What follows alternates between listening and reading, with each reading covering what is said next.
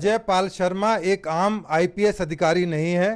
उनकी छवि एक दबंग, एक सिंघम आईपीएस अधिकारी की है। पावर होती है कि किसी बूथ पर या किसी एरिया में उनको ये लगे कि यहाँ पर कुछ गड़बड़ हुई है, रिपोल करा सकता है। यदि थोड़ा सा भी गड़बड़ी करी तो उसका हिसाब किताब तुरंत देना पड़ेगा। तुरंत दान महाकल्याण। एमपी के इलेक्शन में, पंचायत के इलेक्शन में सैकड़ों एफआईआर होती थी, वो घटकर मुश्किल से 10-15 रह गई हैं। ये सेंट्रल मिलिट्री फोर्सेज हैं, सीआईएसएफ है, सीआरपीएफ है, ये आर्मी नहीं है। उनको इतना ही नहीं पता कि आर्मी में और सेंट्रल पुलिस फोर्सेज में क्या डिफरेंस है। सर को यदि हम लोग सपोर्ट नहीं करेंगे, सिस्टम सपोर्ट नहीं करेगा, तो इस तरह के ऑफिसर्स अपना एक्शन लेने में हिचकेंगे। यादव काफी परेशान, बेगानी शादी में कहा जाता है ना, एक आईपीएस सोचो नाच रहा है, अखिलेश एक नाच रहा है। अखिलेश यादव तो खुद इतने बड़े नचैया ग्रुप के मालिक थे जी, और वहाँ के सीएम लिखेंगे और तमाम जो सिस्टम है वो उस तरह से काम करेगा। इनके हाथ में कोई नहीं, केवल खाली ढपली है, बजाते रहो। नमस्कार दोस्तों, तो मैं हूं आज दिल्ली पुलिस से रिटायर अपने वेदभूषण जी के साथ, जो कि पुलिस महासंघ के अध्यक्ष भी हैं और लगातार बात मुखर होकर रखते हैं। मैं विशेष रूप से टाइम लेके आया हूं सर, बहुत बहुत धन्यवाद पहले तो आपका टाइम देने के लिए। और मुद्दा दोस्तों देख सकते हैं आप, जिस तरह से वेस्ट बंगाल के चुनाव जो चल रहे हैं उसमें जिस तरीके से अजय पाल शर्मा, जो कि ऑब्जर्वर बना के आईपीएस ऑफिसर भेजे गए हैं, उनकी एक वीडियो को जिस तरीके से वायरल किया गया, उन्होंने कुछ भी लोग हैं अच्छी तरह से समझ लें कि अगर किसी ने बदमाशी करी तो उनका कायदे से इलाज किया जाएगा। फिर अगर कहीं से खबर आ गई कि किसी ने कोई खुराफात करने की, किसी को परेशान करने की कोशिश की है, तो फिर उसकी खबर भी अच्छे से लेंगे हम। ये जहांगीर के घर वाले भी खड़े हैं, उसको बता देना कायदे से। और उसके बाद महुआ मोहित्रा का भी बयान आता है और लगातार घेरने की कोशिश की जाती है। फिर उसके बाद किसी नेता का भी वहां का बयान आता है। बयान क्या, बल्कि वार्निंग आती है। आपके ऊपर हमारी नजर है। आप जो ये गैर कानूनी काम कर रहे हैं, ये जो रात के अंधेरे में रेड्स कर रहे हैं, ये जो महिलाओं के साथ अश्लील व्यवहार कर रहे हैं, ये जो डायमंड हार्बर के लोगों को धमका रहे हैं, चमका रहे हैं, ये जो असंवैधानिक काम आप कर रहे हैं अपने बीजेपी के मालिकों के निर्देश पे, मैं आपको इतना बता देना चाहता हूं, 4 तारीख रिजल्ट निकलने के बाद आप जहां भी भाग जाएं, आप छुप नहीं पाएंगे।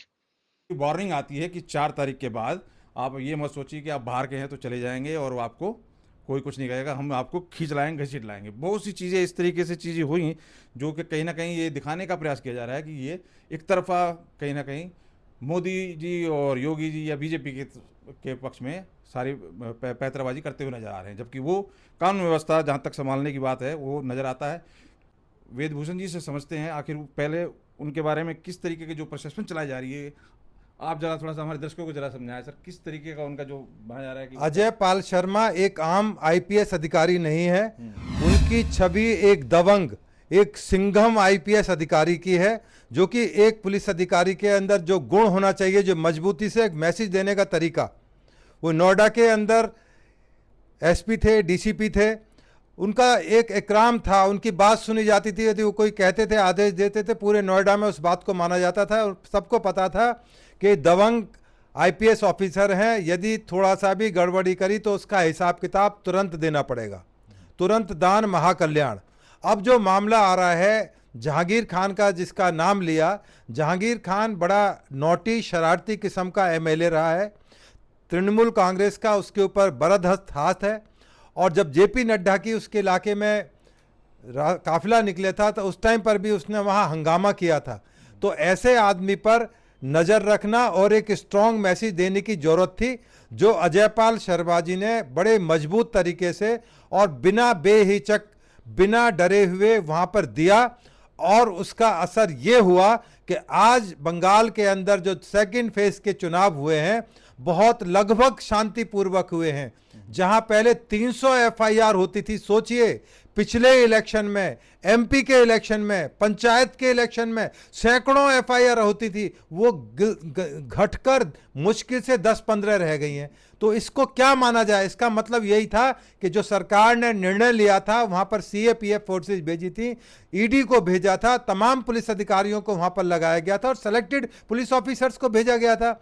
कोशिश ये होती है इलेक्शन कमीशन की इलेक्शन के समय में कि उस स्टेट के जो पुलिस अधिकारी हैं उनको जो उनके ये रहता है कि ये पॉलिटिकल पार्टी से मिले हुए हैं और इलेक्शन को फेयर नहीं होने देंगे, उनको डल पोस्टिंग पर या दूसरी जगह पर पोस्ट कर दिया जाता है। इसी क्रम के अंदर आपने देखा कि वेस्ट बंगाल के डीजी, उनको वहां से राजीव कुमार जी को हटा दिया गया क्योंकि राजीव कुमार जी के खिलाफ ऑलरेडी एक मामला पेंडिंग है। उस हालात में उनके अंडर में चुनाव कराना निष्पक्ष नहीं हो पाता, क्योंकि कहीं ना कहीं उनके ऊपर ममता बनर्जी का हाथ था, ये कहा जाता है, माना जाता है और दिखाई भी देता है। जिस तरह से ईडी के अंदर आईपैक्स एक कंपनी है, उसको लेकर एक मामला चल रहा था, तो जिस तरह से ममता बनर्जी ने दादागिरी करी, एक तरह से दादागिरी ही कही जाएगी कि वो सरकारी ऑफिस में घुसकर उनकी फाइल छीन लाई, तो ऐसे हालात में निष्पक्ष चुनाव कराना इलेक्शन कमीशन की जिम्मेदारी थी। उन्होंने पूरे हिंदुस्तान से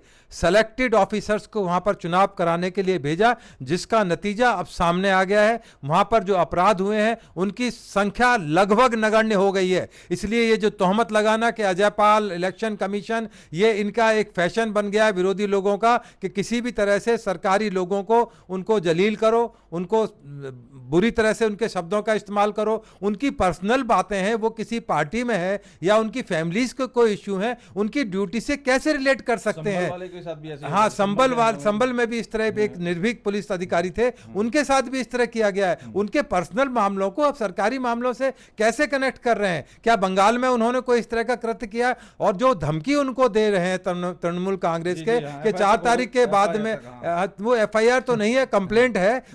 वो चूंकि इलेक्शन कमीशन के अंदर सारा सिस्टम है, वो 0 है एफआईआर, वो केवल कंप्लेंट के स्टेज पर है। और 4 तारीख के बाद ऐसा नहीं है कि वो कोई, यदि तृणमूल कांग्रेस रिपीट हो गई या बीजेपी आ गई तो जो मन चाहे मुताबिक एक्शन हो पाएंगे। आपने दिल्ली में देखा कि केजरीवाल जैसे मजबूत आदमी को मुंह की खानी पड़ी हाई कोर्ट के अंदर, वो रिक्यूजल की जिनकी पिटीशन थी मना कर दी। तो उसी तरह से पवन खेड़ा का जो पेड़ा बनाने वाली बात थी, उनके साथ भी पेड़ा बनने की नौबत आ गई। भाग भाग कर सुप्रीम कोर्ट आ रहे हैं, अब सुप्रीम कोर्ट में मामला लगा हुआ है। इसलिए जो अजयपाल शर्मा का जो मैसेज था, उन्होंने बहुत मजबूत तरीके से मैसेज दिया है और दिल्ली पुलिस महासंघ उनके साथ है। दिल्ली नहीं, पूरे हिंदुस्तान की पुलिस उनके साथ है, क्योंकि एक निर्भीक पुलिस ऑफिसर को यदि हम लोग सपोर्ट नहीं करेंगे, सिस्टम सपोर्ट नहीं करेगा, तो इस तरह के ऑफिसर्स अपना एक्शन लेने में हिचकेंगे। उनको डर लगेगा कि मेरे खिलाफ कल कोई लीगल एक्शन हो सकता है, मैं परेशानी में आ सकता हूं। जहां तक संबंध है ऑब्जर्वर्स का, क्योंकि इलेक्शन के दौरान में ऑब्जर्वर्स को इतनी पावर होती है कि किसी बूथ पर या किसी एरिया में उनको यह लगे कि यहां पर कुछ गड़बड़ हुई है, रिपोल करा सकता है, वहां से किसी भी अधिकारी को रिकमेंड करके हटा सकता है। तो इसलिए वो उन्होंने अपनी पावर का वाजिब इस्तेमाल किया है। जहांगीर खान को उन्होंने, उनके चूंकि मौजूद नहीं थे, उनके परिवार को मैसेज दिया कि यदि उनके बारे में जिस तरह की सूचनाएं आ रही हैं, यदि उन्होंने इस तरह की गड़बड़ की तो उनको बहुत स्ट्रॉन्ग शब्दों के साथ उन्होंने बताया कि उसका सामना करना पड़ेगा। तो उसमें कोई ऐसा मिसयूज नहीं किया गया, कोई शब्द इस्तेमाल नहीं किया गया। ये शब्दों की जो वार्निंग है, ये पुलिस अधिकारी नहीं देगा तो क्या एमसीडी का या सिविल अथॉरिटीज का अधिकारी देगा? कोई जेई आकर धमकाएगा उनको कि ये ऐसी दादागिरी, बदमाशी इलेक्शन में रुकावट नहीं पैदा होना चाहिए? क्योंकि वेस्ट बंगाल में इलेक्शन में कहा जाता है कि वहां पर सुतली बम का इस्तेमाल किया जाता है, पकड़े भी गए, वहां पर मुकदमे भी दर्ज हो रहे हैं। उसी तरह वहां पर शराब बांटी जाती है। मुसलमान हिंदू का मामला बहुत बड़ा निकल कर आ रहा है, क्योंकि इस बार जो इलेक्शन है क्लियर पोलराइज हो रहा है। एक तरफ हिंदू जा रहा है, दूसरी तरफ मुस्लिम जा रहा है, क्योंकि बड़ी तादाद के अंदर वहां पर मुस्लिम जो वोटर्स हैं, जो एसआईआर हुई उससे उनको बड़ी तकलीफ हुई। इसी वजह से अब पिछली बार 92% वहां पर वोटिंग हुई, तो इसलिए इसी वजह से हुई क्योंकि लोगों का डर निकल चुका था। उन्हें पता है कि हम अपनी मर्जी से किसी को भी वोट दे सकते हैं।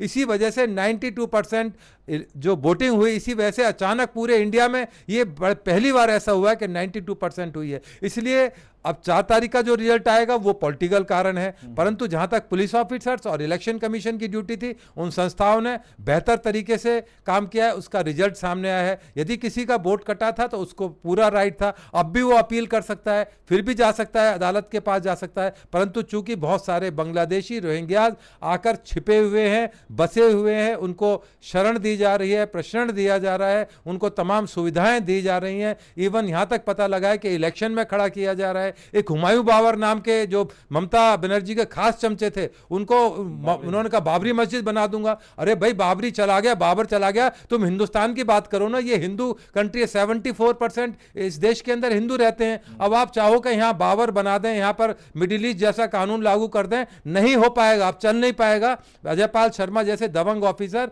और दबंग स्वर्णकांता जैसी हाईकोर्ट की जस्टिस बैठी हुई है, तो ये दादागिरी गुंडागर्दी ना दिल्ली में चल पाएगी केजरीवाल एंड कंपनी की, ना ही तृणमूल जैसे लोगों की चल पाएगी। इस देश में कानून का शासन है और कानून का शासन ही चलेगा। आने वाला वक्त तय करेगा कि दिशा और दशा किस तरफ जाती हैं। परंतु जो उन्होंने काम किया है, दिल्ली पुलिस महासंघ उसकी मजबूती से उनके साथ खड़ा है। उनके साथ यदि कोई कानूनी मसला आया, हम कलकत्ता तक उनके साथ जाएंगे। यदि कोर्ट कचहरी का मसला होता है तो आने वाला वक्त तय करेगा कि ये सारा मामला किस तरफ जाके निकलेगा।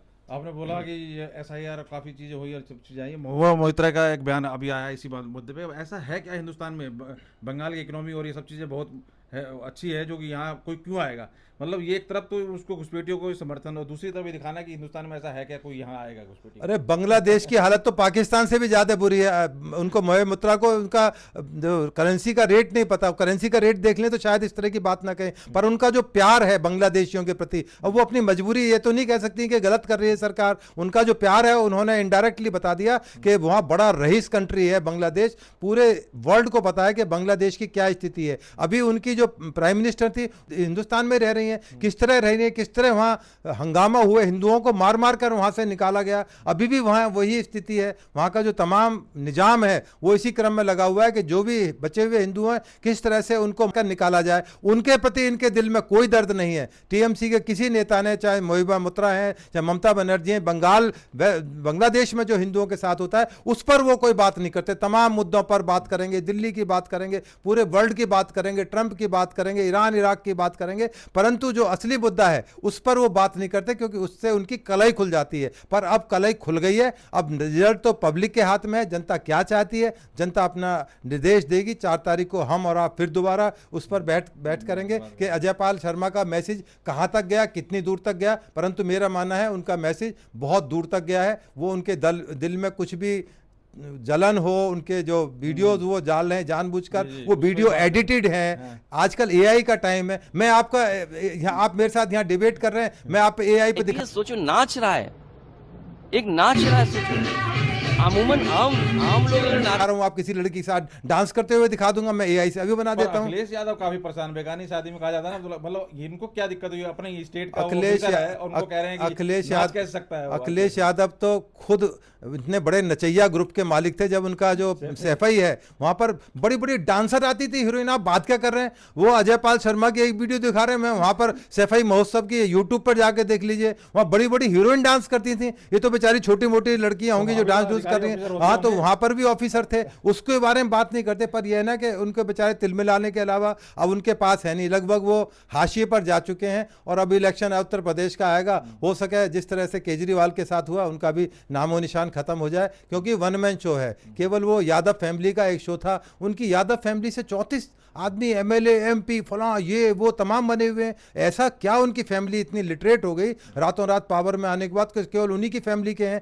कोई बताएं कि क्या हमारी पार्टी का कोई यादव फैमिली के अलावा कोई और भी प्रेसिडेंट बन सकता है? इसका वो कोई जवाब नहीं है। केवल एक फैमिली का शो है। इसी तरह ममता का भी शो एक फैमिली का है। ममता बनर्जी अपने भतीजे भांजे अभिरूप बनर्जी जो भी है उनको आगे प्रोजेक्ट कर रही हैं, हालांकि उनका रिजेंटमेंट है। और आप देखना इलेक्शन के बाद में, मैं आपके चैनल पर बता रहा हूं कि यदि इलेक्शन में तृणमूल कांग्रेस हार जाती है तो उनके लिए बहुत बड़ी मुसीबत है। उनके घर के लोग खड़े करेंगे, क्योंकि तृणमूल जिस तरह से अपने भतीजे को प्रोजेक्ट कर रही हैं अपने स्थान पर, वो बहुत से जो सीनियर लीडर्स हैं उनके पेट के अंदर दर्द है।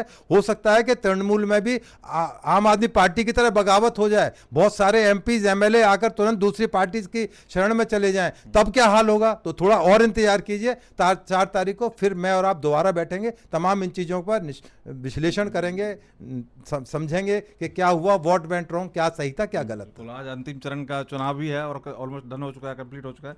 लेकिन ये बताया जा रहा है, जब आपने बात की भांजे की, कह रहे हैं वहीं पे डिप्लॉय किया गया है इनको आईपीएस को, तब बौखलाहट ज्यादा है, डिप्लॉयमेंट भी उनकी कंस्टिट्यूएंसी में है। हाँ, उनको इस तरह से डिप्लॉयमेंट को कि भाई पुलिस इतनी 2.5 लाख क्यों पुलिस के कर्मी वहाँ पर लगा दिए गए, आर्मी क्यों भेज दी गई। केजरीवाल जैसे जो महाविज्ञाता बता रहे हैं कि आर्मी भेज दी गई। अरे भाई आर्मी कहाँ भेजी, किसने भेजी, आर्मी बताएं तो सही। वो बेफजूल की बातें कर रहे हैं कि आर्मी भेज दी गई है। भाई ये सेंट्रल मिलिट्री फोर्सेज हैं, CISF है, CRPF है, ये आर्मी नहीं है। उनको इतना ही नहीं पता कि आर्मी में और सेंट्रल पुलिस फोर्सेज में क्या डिफरेंस है, तो उनसे उम्मीद भी नहीं की जाती। और ऐसा नहीं है वो बेवकूफ़ हैं, वो जानबूझ के इस तरह की चीज़ें पैदा करते हैं, क्रिएट करते हैं। वहाँ आर्मी भेजी गई है। आम आदमी बेचारा जो वेस्ट बंगाल में कहीं दूर दराज, कहीं नाडियाड, कहीं दूसरे एरिया में बैठा, सोचेगा भी यहाँ तो आर्मी आ गई है, बहुत बड़ा बवाला हो जाएगा और फला पार्टी को वोट दो, नहीं तो ये कल तो निकाल के बाहर के फेंक देंगे। इसलिए ये मुद्दा बहुत बड़ा है, आने वाला वक्त तमाम चीज़ों को तय करेगा। पर इस तरीके के आईपीएस ऑफिसर जो कि एक तरह से देखा जाए तो उनको शासन प्रशासन और ये सब चीज़ों को दुरुस्त करना है, उन्हें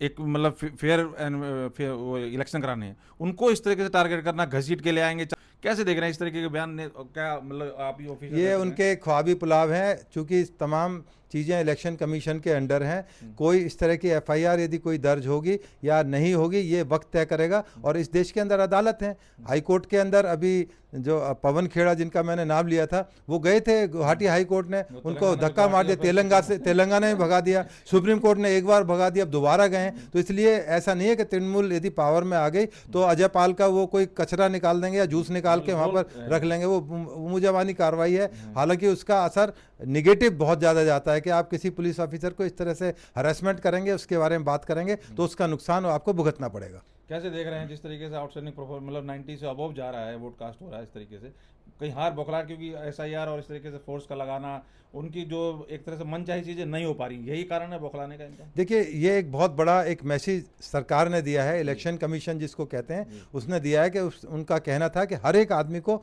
वोट डालना चाहिए, क्योंकि ये डेमोक्रेसी का बहुत बड़ा फंक्शन है। और इसमें मैं तो कहता हूँ 100% होना चाहिए। जो व्यक्ति वोट ना डाले उसके जो तमाम अधिकार हैं उनमें कुछ कटौती की जानी चाहिए, जिससे कि एक मैसेज जाए। फिर भी एक बहुत बड़ा मैसेज गया है। ये इसीलिए गया है क्योंकि निष्पक्ष जो चुनाव कराने की एक प्रक्रिया थी उसी के तहत गया है, और ममता बनर्जी के तहत गया है। और ममता बनर्जी इसी इलेक्शन कमीशन के सामने तो 3 बार CM जीती थी। बांग्लादेश से कोई इलेक्शन कमिश्नर थोड़ी ना आए थे, यही इलेक्शन कमिश्नर थे इसी इंडिया के। अब वो इनको चुभने लगे हैं क्योंकि इनके जो SR हुई है, इनके जो बांग्लादेशी जो इनके वोट हैं वो कट गए हैं, तो उनका दर्द है, तो उनका रोना बिल्कुल अपनी जगह वाजिब है कि उनको अपनी हार दिखाई दे रही है। तो अब जिस तरीके से ये सारी चीजें हुई हैं, अभी ऑफिसर रह चुके हैं, उन ऑफिसर को जो लांछन लग रहा है वो किस तरह से उसको देखें, पब्लिक कैसे? देखिए, उनके हाथ में कुछ नहीं है, बंगाल सरकार के हाथ में कुछ नहीं, क्योंकि उनका प्रशासनिक जो जितना भी ACR लिखी जाएगी, प्रशासनिक नहीं, सिंगम तो वो है, बन चुके। उनको इन्होंने बनाया, इनकी बेवकूफ़ी नालायकी की वजह से उनको उन्होंने पूरे वो अभी तक तो यूपी में बहुत ज़्यादा मशहूर थे, अब पूरे हिंदुस्तान में उनको मशहूर कर दिया, बल्कि विदेशों में भी लोग अब उनको जानने लगेंगे। अच्छा, अजय पाल शर्मा वो IPS ऑफिसर है जो सिंघम की एक छवि है। तो इनके ये खुद इनके कारनामे खुद अपनी गलती से फंस बैठे हैं। और जहाँ तक उनके कैरियर का सवाल है, उस पर ये कुछ भी नहीं कर सकते, कलम भी नहीं लगा सकते, क्योंकि इनकी ACR उत्तर प्रदेश सरकार के DG और वहाँ के CM लिखेंगे, और तमाम जो सिस्टम है वो उस तरह से काम करेगा। इनके हाथ में कोई नहीं, केवल खाली ढपली है, बजाते रहो बजाते रहो बजाते रहो। ढपली है और धमकी है, कुछ नहीं है। बहुत बहुत धन्यवाद बात रखने के लिए। देखिए, जिस तरीके से अजय पाल शर्मा की छवि को एक तरह से डिफेम करने की कोशिश की गई, पहले तो आरोप लगाए गए कि आप अब उसमें काबू में रहिए, मतलब अपने उसमें रहिए, आप हद में, और इस तरह से मत कीजिए। फिर उसके बाद वीडियो तरह तरह की लाकर चलाने लग गए और फिर धमकियाँ देने लग गए। तो सिलसिलेवार ये सारी चीज़ें राजनीति है। 4 तारीख रिजल्ट आने के बाद मुझे नहीं लगता ये लोग कहीं दिखाई भी देंगे। बाकी ACP साहब ने सारी चीज़ें तथ्यवाद क्लियर कर दी हैं। और आप क्या सोचते हैं, अपनी राय जरूर कमेंट करके दी। बहुत बहुत धन्यवाद।